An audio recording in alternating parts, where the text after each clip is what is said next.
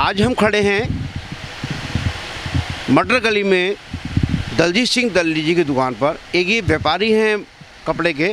आइए इनसे बात करते हैं कोरोना काल में कैसे कारोबार हो रहा है। जैसे आज कोरोना संक्रमण की विस्फोटक स्थिति हो गई है, ऐसे दौर में ये कैसे काम कर रहे हैं। हमारे संग दलजीत सिंह दल्ली से बात करते हैं। दल्ली जी, जैसे कोरोना संक्रमित के आंकड़े बढ़ते जा रहे हैं लगातार, और आप एक व्यापारी हैं, आपके पास कई लोग आते हैं, हो सकता है संक्रमित भी हो, ऐसी स्थिति में आप कैसे काम कर पा रहे हैं।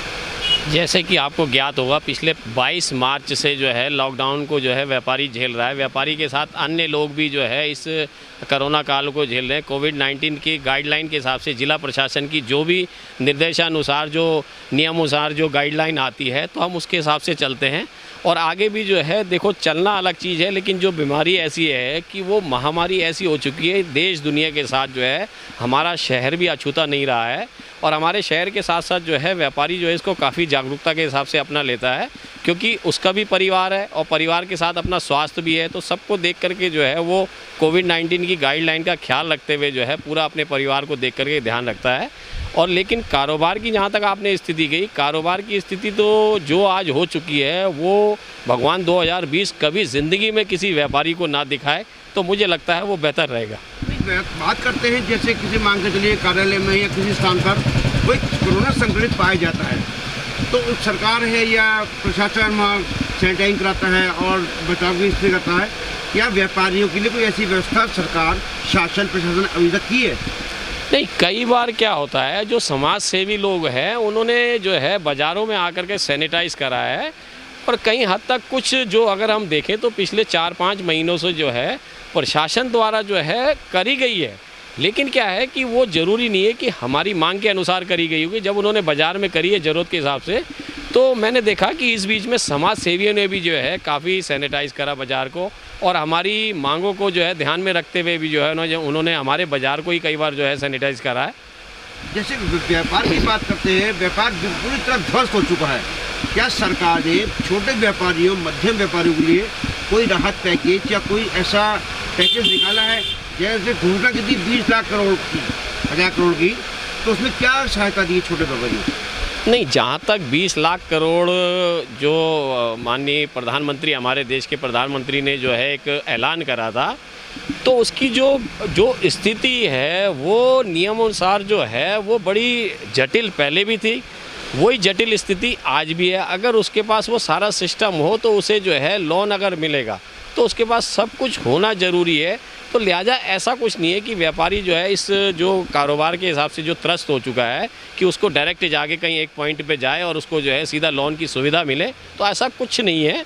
क्योंकि उसमें जो है जो हमारी अगर बैंक में कहीं जान पहचान है या कहीं हमारी जो उद्योग केंद्रों में जो है जान पहचान अगर है, तो उसका कहीं बेनिफिट कुछ व्यापारियों ने अगर उठा लिया हो, तो मेरे संज्ञान में अभी तक तो नहीं है।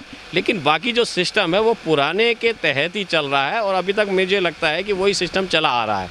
वही बात करते हैं, आप व्यापार मंडल में एक अच्छे पद पर बैठे हैं, ऐसे महामारी में जब कोरोना संक्रमित बढ़ते जा रहे हैं, आप अपने व्यापारी भाइयों को क्या संदेश देना चाहेंगे बचाव की दृष्टि में? मैं तो यही संदेश देना चाहूँगा कि अपना बचाव खुद से करें, और आगे के लिए भी जो बचाव की जो गाइडलाइन आती है और स्वास्थ्य हित के लिए, अपने परिवार के हित के लिए, तो आप अपना जो है ध्यान खुद रखें। और मेरा मानना ये है कि ध्यान रखते हुए मैं चाहूँगा कि आप भी एक कोरोना योद्धा है, क्योंकि पत्रकार जो है एक कोरोना योद्धा के तहत जो है उस महामारी के बीच भी लोगों के बीच में गया है, और कई चीज़ें जो है उनके माध्यम से जो है ठीक भी हुई है, और कई हद तक मुझे ऐसा लगता है कि उन्होंने कहीं ना कहीं प्रशासन को जागरूक भी करा। और एक आखिरी सवाल, लगभग 30 दिनों से बुद्ध पार्क में एक जनहित के मुद्दा फीस माफी को लेकर धरना चल रहा है, इसमें आप क्या कहना चाहेंगे?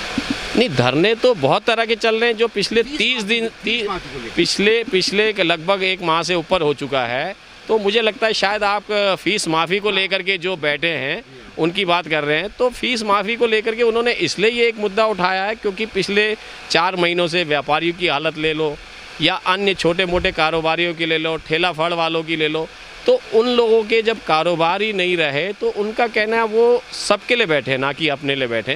तो उनका कहना ये है कि जब कारोबार ही नहीं रहा तो बच्चों की फ़ीस कहाँ से देंगे, अन्य बड़ी बड़ी पढ़ाइयों के हिसाब से जो किताबों का खर्चा है, कॉपियों का खर्चा है, वो कहाँ से वहन करेगा। तो मुझे लगता है कि कुछ ऐसे भी हैं जो कई छोटे मोटे कारोबारों से भी जुड़े हैं या कई माध्यमों से जुड़े हैं, लेकिन हम देखो सबसे मेन चीज़ ये है कि उन सबको देख करके उन्होंने जो एक पहल करी है, एक सराहनीय पहल है और मुझे लगता है कि उस पर सरकार को ध्यान देना चाहिए, शिक्षा मंत्री जी को ध्यान देना चाहिए, हमारे मुख्यमंत्री जी को ध्यान देना चाहिए, क्योंकि ये जन समस्या है, ना कि किसी व्यक्ति विशेष की है। पढ़ाई सबकी है और शिक्षा और पढ़ाई मुझे लगता है कि अन्य राज्यों में भी जो है कई लोगों ने शिक्षा पे और स्वास्थ्य पे ध्यान दिया है, तो मुझे लगता है कि हमारा राज्य भी शिक्षा और स्वास्थ्य पे ध्यान दे तो ज़्यादा बेहतर रहेगा। आपका हमसे बात करने का बहुत धन्यवाद। ये त्योहार संघ दलजीत सिंह दल्ली एक व्यापारी जिन्होंने व्यापार और आपके बढ़ते हुए कोरोना संक्रमण को लेके हमसे बातचीत की और साथ ही व्यापारियों और सरकार को एक संदेश दिया है। मैं रिपोर्टर अतुल अग्रवाल हल्द्वानी से।